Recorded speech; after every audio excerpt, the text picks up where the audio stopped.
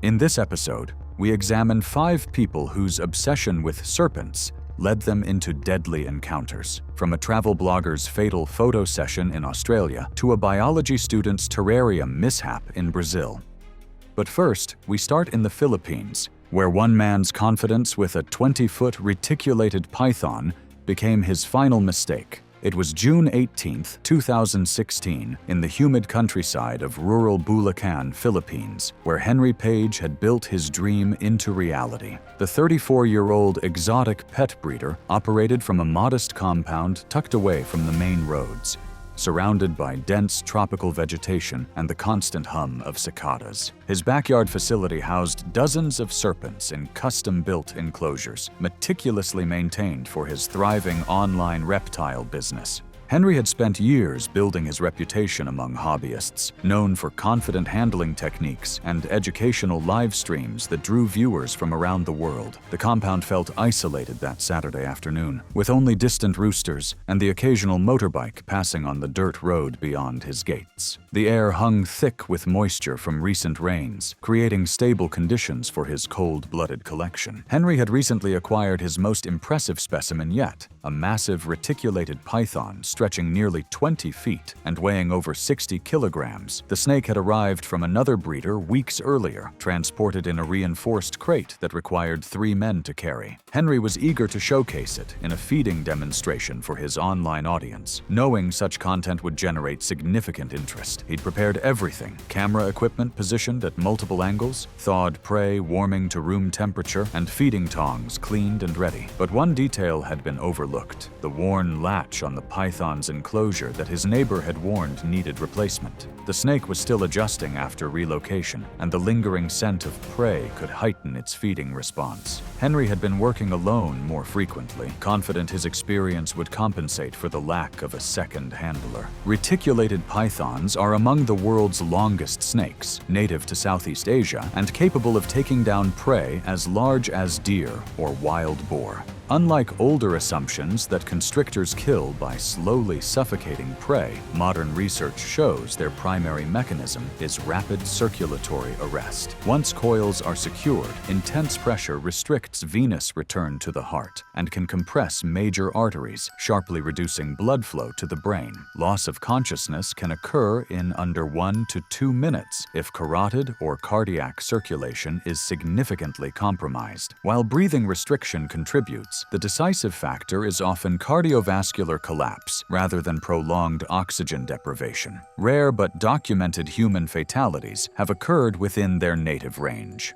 Henry entered the enclosure alone, confident in his years of experience handling dangerous reptiles. The python lay coiled in the corner, its diamond-patterned scales gleaming under filtered afternoon light. Henry used his hands and a guiding hook to shift part of the serpent's heavy midsection to reposition it for the camera, still working without backup. As he maneuvered the snake, its tail looped suddenly around his right leg. The scent of thawed prey still lingered in the air, intensifying the feeding response. When Henry bent forward to reach for his feeding tongs, the python's powerful body surged upward and began to coil around his waist. The snake's head turned toward his torso as additional loops wrapped around his chest and arms with startling speed. Henry tried desperately to pry the coils apart, but the python had already braced sections of its body against the enclosure wall, using leverage to increase constrictive force. The muscles contracted in coordinated waves, tightening each time Henry exhaled and tried to draw another breath. But it wasn't just his lungs under pressure. The coils compressed his thorax and abdomen with enough force to impede blood returning to his heart. As venous flow decreased and arterial pressure dropped, blood delivery to his brain fell sharply. His attempts to shout were reduced to strained gasps. His vision tunneled sooner than expected. The loss of strength in his arms came not from exhaustion alone, but from rapidly diminishing cerebral perfusion. Within roughly 1 to 2 minutes of sustained full-body constriction, he began slipping into unconsciousness. The python maintained its grip,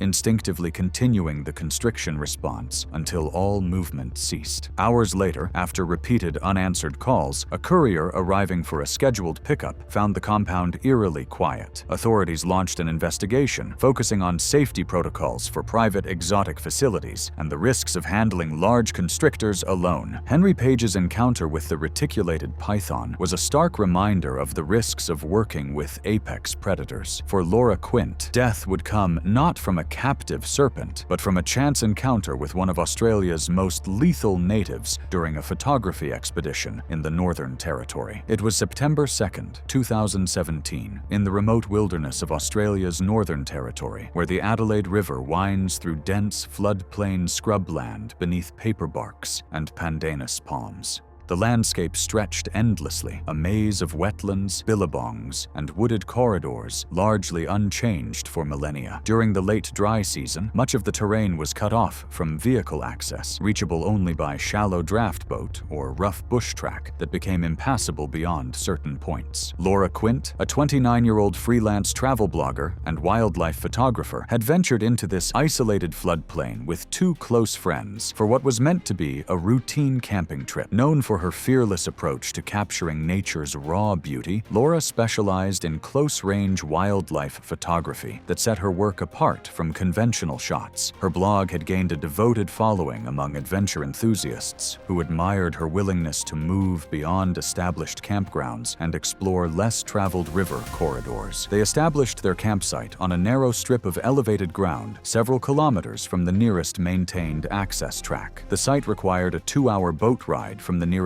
launch point and sat well beyond reliable mobile coverage. The nearest regional hospital, equipped with anti-venom and critical care facilities, was hours away by air under ideal conditions. The area was known for its dense population of venomous snakes during the dry season, when animals concentrated near permanent waterways. Warning notices at ranger stations emphasized that emergency retrieval could be significantly delayed due to terrain, weather, or aircraft availability. Still, Laura trusted her ability to move quietly without disturbing the wildlife she sought to photograph. As her friends prepared dinner, she wandered alone along the scrubland edge, drawn by movement near a massive fallen log, roughly 50 meters from their tents. The coastal taipan is one of Australia's most medically significant venomous snakes, equipped with potent neurotoxic venom capable of causing progressive paralysis if untreated. Though generally shy, they strike when startled or cornered. Serious envenomation can lead to worsening weakness and respiratory compromise over several hours without timely anti-venom and airway support. In modern Australia, fatalities are rare and usually involve significant delays in reaching care. Laura approached the fallen log wearing lightweight hiking boots that offered little protection. The late afternoon sun cast long shadows through the scrubland where bark and leaf litter blended together. As she crouched to photograph the log's textured surface, a concealed coastal taipan reacted to the sudden proximity. The snake struck once, piercing her left ankle before retreating under the timber. Startled and unsure of the severity, Laura made her way toward camp. Within the first hour, nausea and tingling spread. By the time she reached her friends, her speech had grown strained and her movements unsteady. Recognizing the puncture marks, they applied pressure immobilization bandaging and kept her completely still.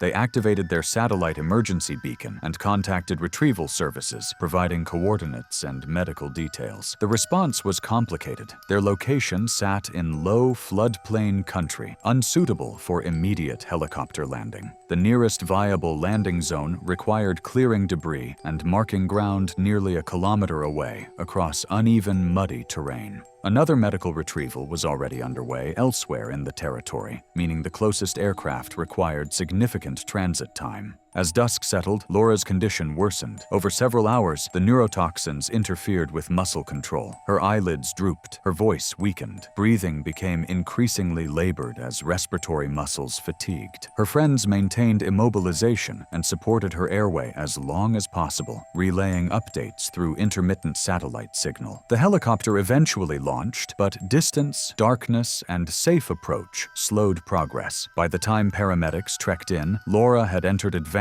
respiratory failure. Despite aggressive intervention upon arrival, the prolonged delay without ventilatory support and anti-venom proved decisive. After many hours in remote terrain without definitive care, she succumbed before evacuation could be completed. The incident prompted renewed emphasis on the realities of extreme remoteness in parts of the Northern Territory, where even with advanced emergency infrastructure, geography can impose critical delays. Authorities reinforced guidance about avoiding solitary excursions, wearing protective gaiters, carrying redundant communication, and assessing evacuation feasibility before establishing remote camps. The photography community mourned the loss of one of their most passionate young talents, and her story became a reminder that in Australia's far reaches, survival can depend not only on medical capability, but on how long it takes to reach it. While Laura Quint's encounter in the Northern Territory underscored how terrain can overcome even world-class emergency systems. Halfway around the world in Oklahoma,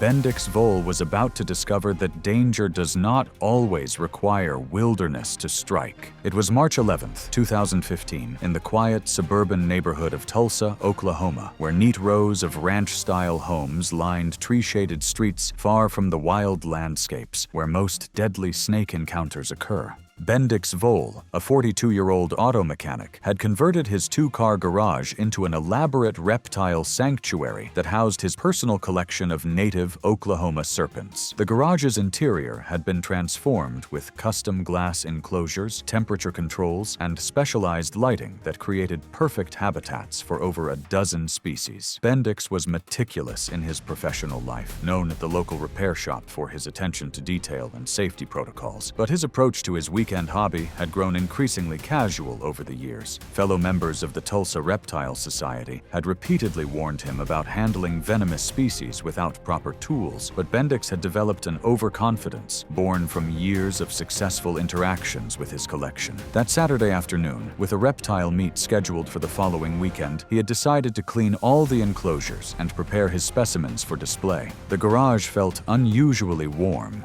despite the cool March weather outside, as the heating systems worked to maintain optimal temperatures for his cold-blooded residents. Bendix had been working systematically through his collection when he reached the enclosure housing his prized western diamondback rattlesnake. The snake had been partially hidden beneath a piece of driftwood, its distinctive diamond pattern barely visible in the shadows. Emergency contact numbers were posted on the wall near his workbench, but no antivenom, pressure bandages, or immobilization splints were readily available. The nearest hospital was 15 minutes away, yet Bendix had never confirmed which facilities stocked antivenom or maintained toxicology support for pit viper envenomation. Western diamondback rattlesnakes are among North America's most medically significant vipers. While modern fatalities in the United States are rare due to rapid emergency care and effective antivenom, severe envenomations can still become life-threatening without treatment. These heavy-bodied serpents can deliver substantial quantities of hemotoxic venom containing proteolytic enzymes and hemotoxins that damage blood vessels, disrupt clotting mechanisms, and destroy surrounding tissue.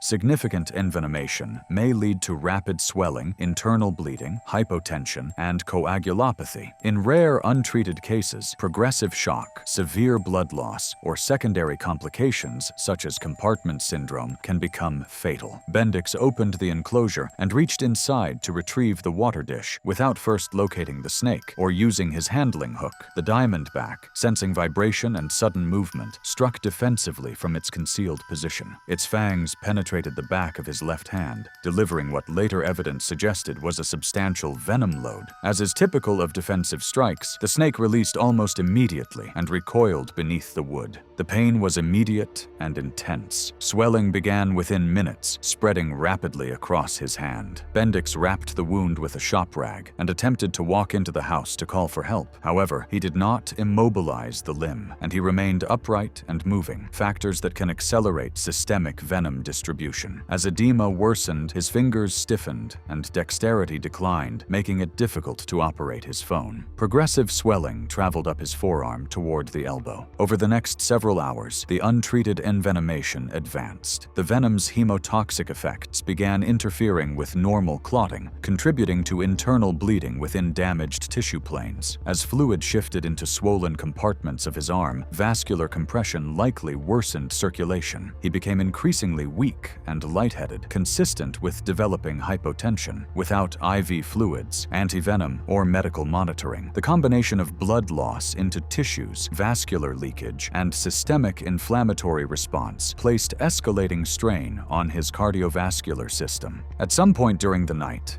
Bendix collapsed near the doorway between the garage and kitchen. Investigators later believed he may have experienced progressive shock complicated by coagulopathy and severe tissue swelling. Left undiscovered overnight, he received no supportive care as his blood pressure fell further. By morning, when a neighbor noticed the open garage door and found him unresponsive, prolonged, untreated envenomation had led to irreversible circulatory collapse. Local emergency services noted that while rattlesnake fatalities in the modern United States remain uncommon, delayed treatment significantly increases risk. The incident prompted renewed discussion about private venomous reptile ownership and emergency preparedness. The Tulsa Reptile Society implemented mandatory safety training and equipment requirements, including verified emergency response plans and hospital coordination for members keeping dangerous species. Bendix's family donated his non-venomous specimens to educational programs while advocating for stricter oversight of private collections. While Bendix Voel's death showed how isolation and delayed care can turn a rare fatality into reality, thousands of miles away in India, Sintra Cobb was about to learn that cultural reverence for serpents offers no protection against recklessness. It was August 7, 2018, in the ancient temple complex of Tamil Nadu, India, where centuries-old stone structures rose from meticulously maintained gardens filled with sacred banyan trees and flowering jasmine. The temple grounds stretched across several acres, creating a peaceful sanctuary where pilgrims came to seek blessings and tourists marveled at the intricate carvings that adorned every surface. Sintra Cobb, a 51-year-old visiting herbalist from Germany, had traveled to India to study traditional plant medicines and their ceremonial uses in Hindu culture. Known for her calm demeanor and deep respect for ancient practices, Sintra had spent decades working with various healing traditions around the world. Her background included extensive experience handling non-venomous snakes during ceremonial demonstrations in her home country. The temple complex was renowned for its population of resident cobras, which were considered sacred guardians of the ancient site. Warning signs posted throughout the gardens advised visitors to immediately contact trained snake rescuers if they encountered any serpents, but many pilgrims viewed the snakes as divine messengers rather than dangerous predators. Sintra was visiting with her extended family, who had been showing her the various shrines and explaining the spiritual significance of different areas within the complex. The late afternoon heat had driven most visitors to seek shade, leaving the garden pathways relatively deserted.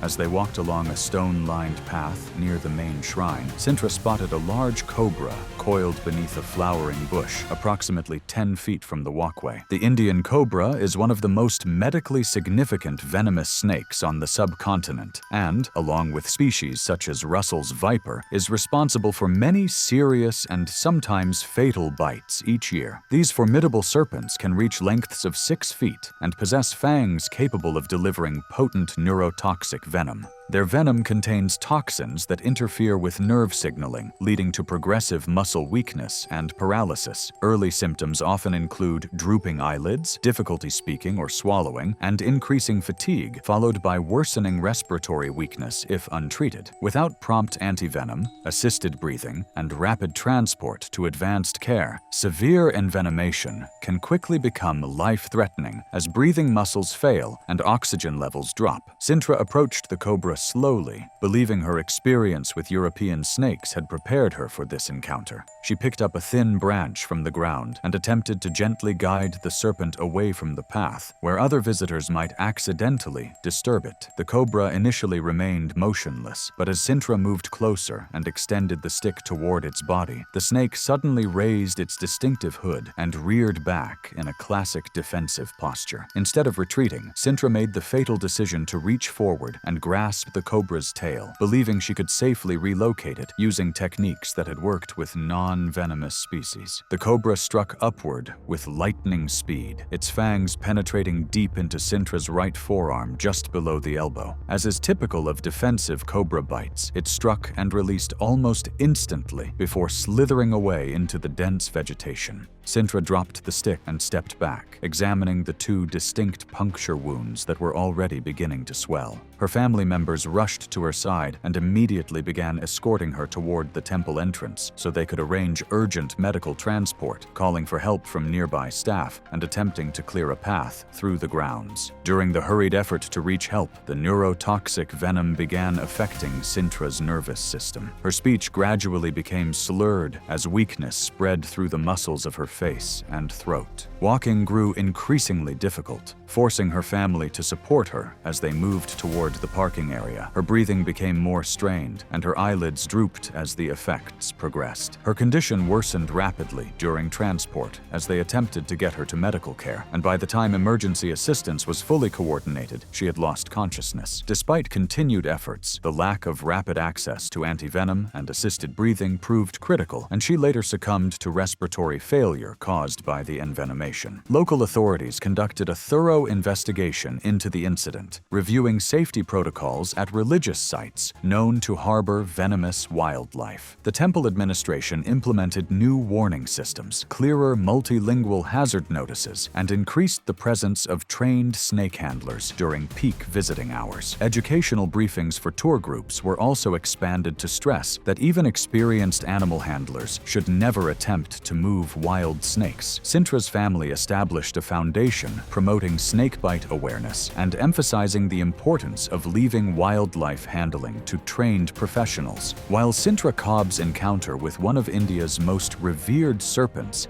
demonstrated the deadly consequences of misunderstanding wild animal behavior. In Brazil, Rasker Dwelt was about to discover that even controlled environments can become death traps when safety measures are ignored. It was November 23, 2017, in the bustling coastal city of Recife, Brazil, where modern apartment buildings rose from streets lined with palm trees and the constant sound of traffic mixed with tropical bird song. The humid air carried the scent of the nearby Atlantic Ocean, creating a warm environment far removed from the deep rainforest habitats, where many of Brazil's most secretive reptiles naturally lived. Evening humidity clung to the concrete walls, and distant headlights reflected faintly across the apartment's windows, while ceiling fans hummed steadily against the coastal heat. Rasker Dwelt, a 26-year-old university biology student, had converted a spare room in his third-floor apartment into a reptile sanctuary, housing his small but carefully maintained collection of native Brazilian snakes. Known among classmates for his academic focus and methodical research habits, Rasker was preparing a graduate thesis on venomous snake ecology and behavior. He kept detailed notebooks on feeding cycles, enclosure conditions, and behavioral observations, hoping to build a career in conservation research. His apartment sat in a quiet, residential neighborhood, nowhere near the dense forests where most of his species originated. The converted room contained terrariums with controlled temperature and humidity, designed to approximate natural conditions as closely as possible in an urban setting. Recently, through illegal wildlife trafficking contacts, Rasker had obtained a dangerous species rarely seen in private ownership,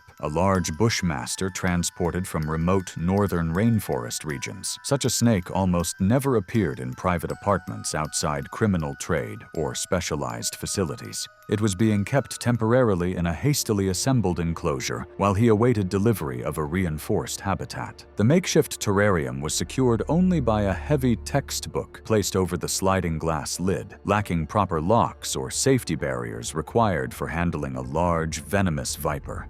Though academically knowledgeable, Rasker had limited real-world handling experience with animals of this size and medical significance. Late that evening, with his roommates away for the weekend, he decided to adjust the enclosure's humidity to better match rainforest levels. The Bushmaster is South America's largest venomous snake, capable of reaching impressive lengths and delivering medically serious envenomation. Despite their size and reputation, Bushmasters are typically shy, defensive animals that rely on camouflage and avoidance rather than aggression. When threatened, they usually deliver a rapid defensive strike and release rather than holding on. Their bites are rare but medically urgent, especially when treatment is delayed. Hidden beneath artificial foliage near the front of the enclosure enclosure, the snake remained motionless and nearly invisible. Exhausted from studying and unable to see its exact position, Rasker slid the lid aside and reached in to reposition the water dish. Startled by the sudden intrusion, the Bushmaster launched a fast defensive strike. Its fangs pierced his right wrist, delivering venom in a brief contact before the snake immediately released and recoiled deeper into the enclosure. Rasker stumbled backward, knocking the lid to the floor as he clutched his wrist. 2 puncture wounds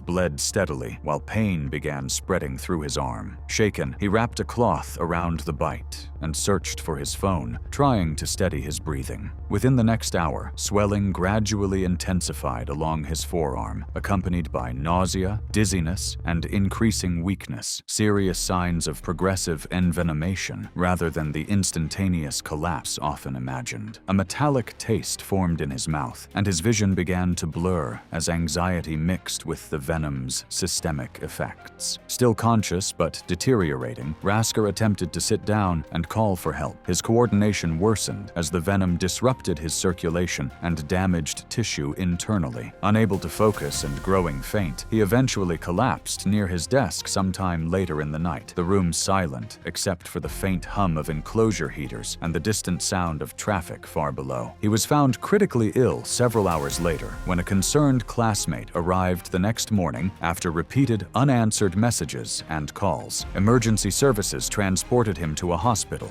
but the overnight delay before treatment and the severity of the bite had already caused extensive internal complications. Despite intensive care, including anti-venom administration and organ support, he died later that day. Hospital staff later documented the case as a rare urban envenomation involving an illegally kept rainforest species. Authorities investigating the incident uncovered the illegal wildlife trafficking channel responsible for supplying the snake. The case prompted renewed discussion about the dangers of privately keeping high-risk venomous reptiles and led the university to tighten oversight of student research involving live animals. Rasker's family later spoke publicly about the risks of unregulated exotic animal ownership, emphasizing that academic curiosity must be matched with proper safety infrastructure, training, and legal oversight. Thanks for watching. Want to see more? Click on your screen now.